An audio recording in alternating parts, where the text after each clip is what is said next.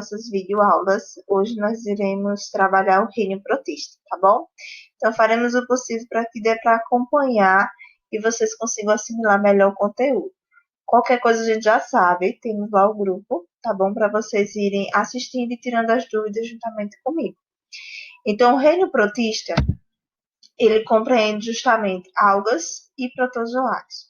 Como nome, por que então o nome protista já mais relacionado a protozoários? Porque é o que vai estar em maior concentração e maior representatividade de espécies dentro desse grupo, tá bom? Então, como características gerais, nós temos nas algas, elas são eucariontes, assim como também os protozoários, tá? Então, ambos eles já são eucariontes, o que a gente não via anteriormente no reino Monera. No reino Monera, que compreendia as bactérias, ambas eram procariontes. Então, é um único organismo, bactérias sendo bactérias que a gente já aprendeu, que apresenta essa estrutura procarionte. Daqui em diante, então, nós vamos encontrar sempre uma estrutura celular eucarionte, tá bom? Então, algas e protozoários são eucariontes, só que as algas, elas tanto podem apresentar-se unicelular, com apenas uma célula, ou pluricelular, formada de várias células. Diferentemente dos protozoários, que eles serão todos unicelulares, tá bom? Então, todos esses organismos que nós iremos abordar relacionados a protozoários são unicelulares, formados por uma única célula. As algas, ela também tem outra característica particular, porque elas são autótrofas. Quem lembra? Então, autótrofas são aqueles organismos que produzem seu próprio alimento, tá bom? E os protozoários, eles já são heterótrofos, ou seja, eles vão precisar se alimentar de outro ser vivo, tá? Então, eles não conseguem desenvolver nem produzir o seu próprio alimento. Além disso, os protozoários, eles podem ter vida livre. Lembre-se que eu sempre falei para vocês que nós temos essas características, vida livre, ou seja, pode se apresentar no ambiente sem estar no corpo de algum outro ser vivo. Ou pode ser um parasita, ou seja, dependendo de um corpo de outro ser vivo. Então, o protozoário tanto tem vida livre quanto parasita. Algas não, algas elas não são parasitas, ok? Dentro do grupo dos protozoários, nós temos, dos protozoários, nós temos 4 grupos. Esses grupos eles são separados justamente de acordo com a sua forma de locomoção. Então, nós temos os ameboides, flagelados, ciliados e esporozoários. Talvez os mais comuns, que praticamente 90% da população vai apresentar, ou cerca até de 99%, só que nem todos vão desenvolver, são os ameboides. Por que eles levam esses nomes? Ameboides já nos remete a um dos exemplares que compreende esse grupo, que são as amebas, certo? Então, no grupo ameboide, nós encontramos protozoários de água doce, solos úmidos e de mares, tá bom? Então, é onde a gente vai registrar esses protozoários, lembrando sempre que eles tanto podem ser parasitas ou de vida livre. No caso dos ameboides, eles são encontrados na água doce, solos úmidos e mares, e também algumas espécies são parasitas, tá? Como, por exemplo, a Entamoeba histolítica, que é uma das mais comuns causadoras daquela disenteria amebiana, que muitos de nós apresentamos, não sabemos o porquê dessa disenteria aparecer, para que apareceu e como apareceu. Mas nosso corpo, nós já temos essa concentração de amebas até mesmo para manter um equilíbrio interno. Porém, quando a nossa imunidade ela reduz, essa concentração de ameba ela cresce, ela se reproduz em uma grande quantidade, na qual acaba cometendo algumas doenças, como a disenteria amebiana. E também adquirimos até pelo próprio hábito higiênico de não lavar as mãos. Então, muitas vezes você vai ao banheiro e você se auto-contamina porque não lavou as mãos e vai ingerir algum alimento. Ou por algum alimento como essas pipoca caritoca que vocês adoram, recheadas de ameba. Então, esses alimentos, eles podem sim estar transmitindo esses protozoários para nós, tá bom? Porque eles sobrevivem fora do corpo de seres vivos. Não são como o vírus, por exemplo, que nem é considerado um ser vivo, porque justamente ele não tem célula, então ele não consegue sobreviver por um longo tempo na parte externa, sem ser no corpo de um ser vivo. Como bactérias protozoárias, eles são organismos celulares, então eles conseguem se sobreviver fora do corpo de outros seres vivos, tá bom? E esses ameboides, todos eles vão apresentar pseudópodes. O que são pseudópodes? São essas estruturas que vocês estão vendo aqui, ó. Pseudópode significa falsos pés. São todas essas dobrinhas que vocês estão vendo aqui, tá? E é através desses pseudópodes que eles conseguem capturar seu alimento, através do processo de fagocitose.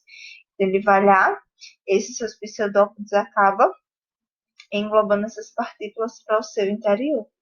E eles se dividem, a reprodução deles é justamente uma divisão binária ou bipartição. Que é isso? Então, tem uma ameba, essa ameba ela vai se dividir em duas, certo? Uma divisão super simples que a gente também já viu esse tipo de reprodução lá nas bactérias. Divisão binária ou bipartição. Que tem um organismo e esse organismo ele se divide da origem a dois, ok? Então é dessa forma que surge. Os pseudópodes, isso aqui é uma ameba. Então os pseudópodes dela se alongam e ela consegue capturar esse alimento, levando para o seu interior, tá? Lá ele é digerido. Só vocês lembrar dos ameboides do famoso trio ameba, do desenho das meninas superpoderosas. Radiolares e foraminíferos também são exemplos de protozoários ameboides, tá? Então, eles também apresentam pseudópodes. Como eu falei para vocês desde o início, a diferença entre esses 5 grupos, que vocês vão ter que ir relembrando e assimilando, é a forma de locomoção. Então, o ameboide ele se locomove através de quê? Dos pseudópodes, ok?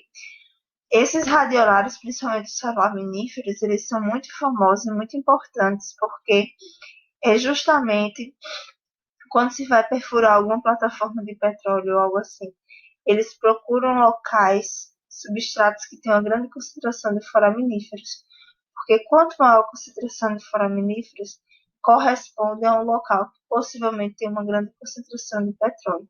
Então, ele é o sinalizador da presença do petróleo nos substratos. Os flagelados. Flagelado, como o nome mesmo já diz, porque esses organismos vão se locomover através de um flagelo, tá? Alguns deles vão apresentar um flagelo, outros vão apresentar vários flagelos, mas a sua locomoção é através dele, diferente dos ameboides, que é através dos pseudópodes. A reprodução, também binária, certo? Ou por bipartição. E eles também podem ter vida livre ou parasitas, ok? Aqui eu trago para vocês 3 exemplos de parasita, como a giardia. Acho que muitos de vocês já devem ter sido diagnosticados com a giardíase. A giardíase ela também causa uma diarreia explosiva, que se fala. Porque a giardia, ela tem esses 2 discos aqui que parecem 2 olhos, mas não são, tá? São 2 ventosas que elas se ligam no nosso intestino. E aí, quando o alimento vem, passa no intestino como se fosse um tobogã escorregadio. E aí ele não consegue fazer a devida assimilação dos nutrientes. Então, normalmente, quem tem giardia, começa a surgir umas manchinhas brancas na pele. Não é pano branco, tá? É diferente as manchas, elas não são circulares, elas são meio difusas. E essas manchas são justamente porque a gente vai perder muita assimilação de vitamina A, devido a esse adesivo que elas formam, colando na parede do intestino, ao longo de todo o intestino, que impede a absorção dos nutrientes. E a gente sabe que é justamente no intestino onde ocorre a absorção dos nutrientes, tá? O Trypanosoma cruzi, que é o grande causador, esse vocês também dizem aqui são células sanguíneas, tá? Esse aqui com flagelo. O Trypanosoma cruzi, que é o grande causador da doença de Chagas, aquela que o coração tende a aumentar de tamanho. São doenças, no caso da doença de Chagas, é uma doença que ela não tem cura, tá? É uma doença crônica, ou seja, você apenas a controla. E nós temos também nossa querida leishmania. Querida, ela é muito comum aqui no sertão da Paraíba, certo? Ela é causadora da leishmaniose, que é o famoso calazar. Então, aquele calazar que dá no cachorro, que também é transmitido para nós seres humanos, é causado pela leishmania. E temos também, no caso de nós mulheres, o tricomonas. O tricomonas, ele é um flagelado também, parece até um pouco com a giardia, tá vendo?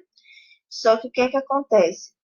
Ele é sexualmente transmissível, certo? Então, ele vai ser localizado na nossa vagina e ele vai causar tricomoníase. Essa tricomoníase, ela vai causar os corrimentos amarelados, que é comum você sentir essa diferença, dá um mal-estar na mulher, porque fica aquela coisa úmida e também um odor desagradável, tá? Ele tem um cheirinho assim, semelhante àquela feirinha de peixe, um peixinho podre. Então não fica um cheiro muito agradável na região íntima da mulher. O próximo grupo, os ciliados, como o nome também já diz, ciliados porque vão se locomover através de cílios, certo? Alguns podem apresentar só um cílio, poucos cílios, mas normalmente esses cílios eles vão ao redor de todo o corpo do organismo, certo? Como eles são unicelulares, ao redor da sua única célula. Existem representantes predadores, parasitas e filtradores. Esse aqui, por exemplo, ele é muito conhecido como paramécio. Ele sempre está comum na água doce, certo? Principalmente na água que a gente toma.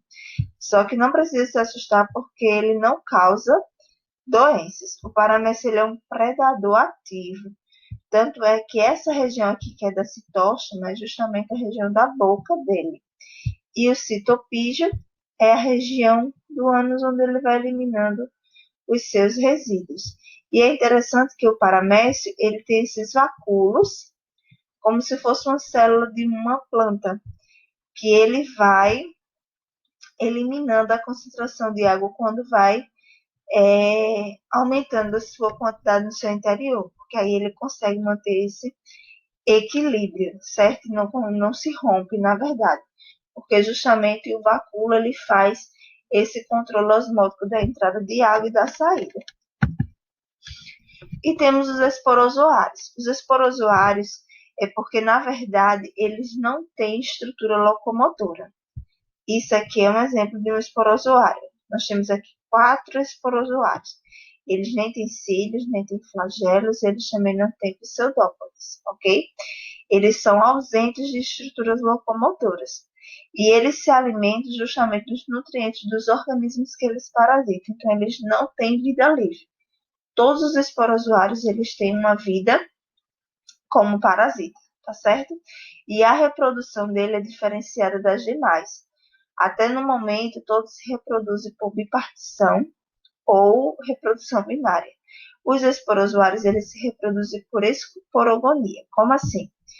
Eles vão criar um cisto no interior do hospedeiro e esse cisto vai dar origem a vários esporozoários. E esses esporozoários vão se dividindo através do processo de mitose, creio que vocês lembram do ano passado. Então, no processo de mitose, ele vai se dividindo, aumentando sua quantidade aqui no interior, e esse processo vai dando origem a vários deles no interior desse cisto. Só que chega um momento que o cisto não vai sustentar e vai se romper. É o que aconteceu aqui. Ele se rompe e libera vários desses esporozoários, certo? O mais conhecido dos esporozoários é justamente o plasmódio. Esse plasmódio é o causador da malária. A gente sabe que na nossa região não é comum essa doença, mas na região norte, cerca de 90% das pessoas que moram realmente e residem nessa zona, eles já desenvolveram a malária. Então, a malária, ela mata rapidamente, porque justamente como eles são esporozoários, e um único esporo são centenas deles que podem ser produzidos, tá?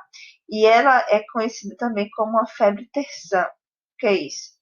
Porque nos períodos da tarde, principalmente, ocorrem essas explosões de cistos que geram febres intensas no organismo daquele que está sendo parasitado. Então, é dessa forma que ocorre a reprodução binária da maioria dos protozoários. Então, nós temos que isso aqui está como exemplo, nós estamos usando a ameba. Então, nós temos uma ameba que ela se divide por bipartição, dando origem a 2 organismos, ok? Esse é o tipo de reprodução sexual. Nas algas, nós vamos apresentar já 6 grupos, certo? E essas algas elas já são um pouco mais detalhadas e muito mais semelhantes uma entre as outras, ok? A gente não pode dizer que elas são diferentes. No caso dos protozoários, a gente diferenciava os grupos pela forma de locomoção. Aqui nas algas, será mais diferenciada pelo tipo de pigmentação que elas vão apresentar, ok? Então, nós temos as clorofícias, como o nome mesmo já diz, porque ela vai apresentar o pigmento da clorofila. Então, normalmente as clorofícias elas são também chamadas de algas verdes, porque o pigmento da clorofila ela dá essa coloração meio que esverdeada à alga, tá? E ela é muito comum na praia, quando você vai, aquelas uvas que chama, né? Como alface do mar. Então, é justamente esse aqui que vocês estão vendo. Ela tanto pode apresentar água doce como na água salgada. E ela é muito utilizada como adubo na alimentação e também na medicina. As feofícias ou algas pardas, como o nome mesmo já diz, algas pardas porque ela tem essa corzinha meio parda, marrom, tá? Elas são justamente utilizadas para muitos alimentos e tintas de casa, tá certo? E ela, além de apresentar clorofila, tá, professora, ela apresenta clorofila, então era para você ver. Não, porque ela também vai ter junto a fucoxantina, certo? Então, essa fucoxantina é ela que dá esse padrão meio que pardo a essas algas. Rodofícias ou algas vermelhas. Essas rodofícias ou algas vermelhas, elas são grande responsáveis pela produção também de muitos alimentos. E além da clorofila, elas também vão ter a ficobilina, ok?